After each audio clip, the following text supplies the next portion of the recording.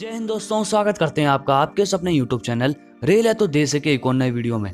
दोस्तों आज की वीडियो में यहाँ पर हम लोग बात करने वाले हैं पुणे मिरज लौंडा डबलिंग और इलेक्ट्रिफिकेशन की फुल अपडेट के बारे में। यहाँ पर हम आपको सारी दोस्तों जो डिटेल में बात बताएं कि इसका जो डबलिंग का काम है और जो इलेक्ट्रिफिकेशन का काम है वो जुलाई 2021 में कितना हो गया है और यहाँ पर कितना बचा हुआ है और ये कब तक पूरा भी होगा।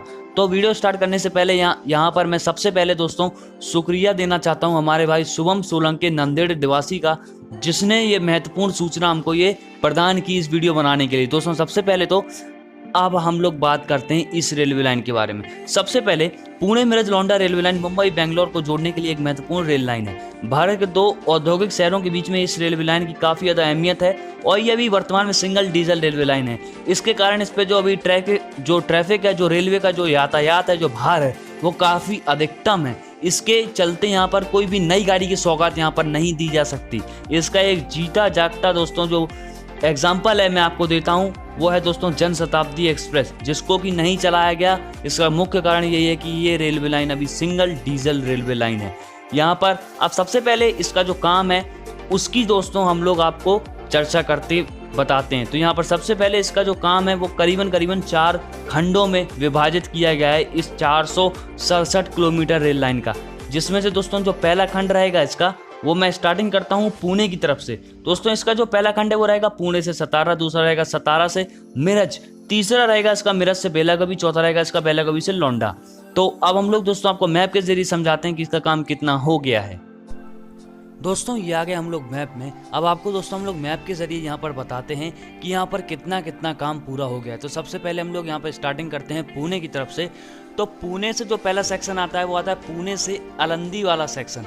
ये 23 किलोमीटर का रेलखंड है। यहाँ पर डबल और इलेक्ट्रिफिकेशन पूरी तरीके से कंप्लीट हो गया है और यहाँ पर CRS भी संपन्न हो गया है, इसीलिए यहाँ पर कुछ गाड़ी को संचालन जो है वो अभी वर्तमान में किया जाता है। इसके आगे आता है अलंदी से सिंधावे का सेक्शन। ये सेक्शन की कुल लंबाई है 9 किलोमीटर। अब यहाँ पर जो दोस्तों जो डबलिंग का काम है वो पूरा 100% पूरा हो गया है और जो इलेक्ट्रिफिकेशन है वो यहाँ पर करीबन 50% पूरी हो गई है। इसके आगे आता है हमारा सिंधावे से दोस्तों ये आता है जजूरी सेक्शन। तो इसकी जो कुल लंबाई है, इसकी कुल लंबाई यहाँ पर पड़ती है करीबन 8 किलोमीटर की। अब यहाँ पर दोस्तों कुछ ऐसा है कि सिंधवाने से जो जजूरी का जो सेक्शन है यहाँ पर जो विद्युतीकरण है वो पूरा 100% हो गया है और इसके बाद जो डबलिंग का काम है वहाँ पर वो करीबन 60% आप लोग मान के चलिए कि यहाँ पर पूरा हो गया है। इसके आगे जजूरी से दोस्तों आता है दौंदाज वाला सेक्शन। इसकी कुल लंबाई 8 किलोमीटर की है। अब यहाँ पर अगर हम इसके बारे में बात करें तो जजूरी से दौंदाज का जो सेक्शन में जो डबलिंग का काम है वो 30% पूरा हो गया है और जो इलेक्ट्रिफिकेशन है वो 50% पूरी हो गई है। इसके आगे बढ़ते हैं तो आता है दौंदाज से वाला वाला सेक्शन। इसकी कुल लंबाई भी 8 किलोमीटर की है और यहाँ पर डबलिंग का काम दोस्तों 100% पूरा हो गया है और इस पर दोस्तों जो टेस्ट है वो भी हो चुका है, यानी कि इसका जो CRS है वो भी पूरा हो चुका है।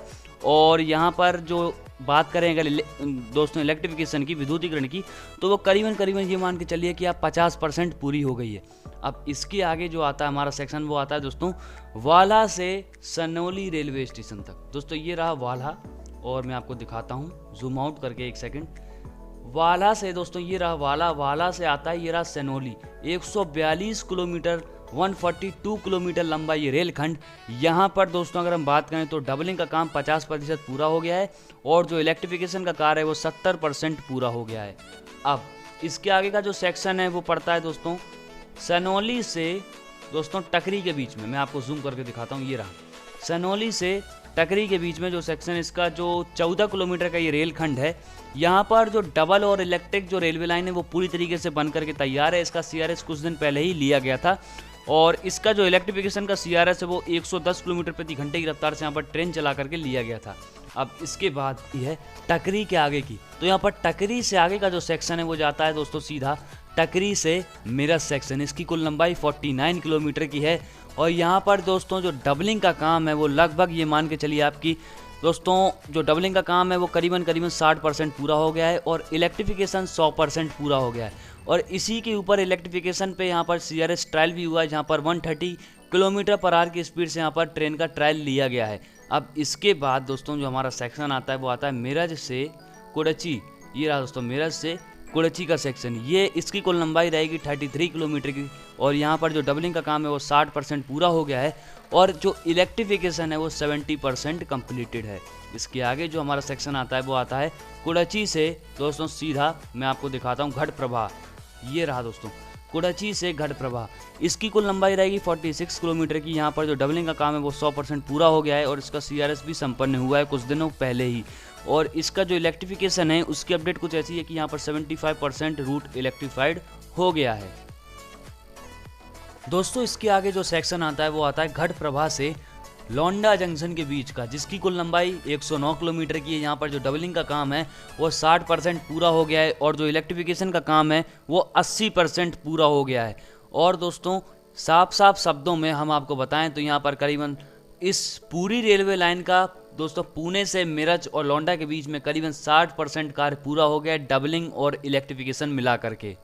अब दोस्तों रेलवे ने इस पूरी रेलवे लाइन की जो आखिरी जो डेडलाइन रखी है वो रखी है दोस्तों जनवरी 2023। इसके डबलिंग और इलेक्ट्रिफिकेशन का काम होने के बाद यहाँ पर मुंबई और बेंगलोर हुबली जैसे बड़े महानगर आपस में जुड़ जाएंगे और लोगों का दोस्तों जो समय है उसमें भी काफ़ी ज़्यादा बचाव होगा और लोगों का दोस्तों जो समय से पहले अपने गंतव्य स्थानों तक इस रेलवे लाइन के माध्यम से पहुंच सकेंगे। तब पश्चिम महाराष्ट्र का विकास काफ़ी तेजी से होने लगेगा। आपको क्या लगता है कमेंट बॉक्स में दोस्तों हमको जरूर से बताना। मिलते हैं एक और नई वीडियो में किसी और नई अपडेट के साथ, जब तक के लिए जय हिंद, वंदे मातरम।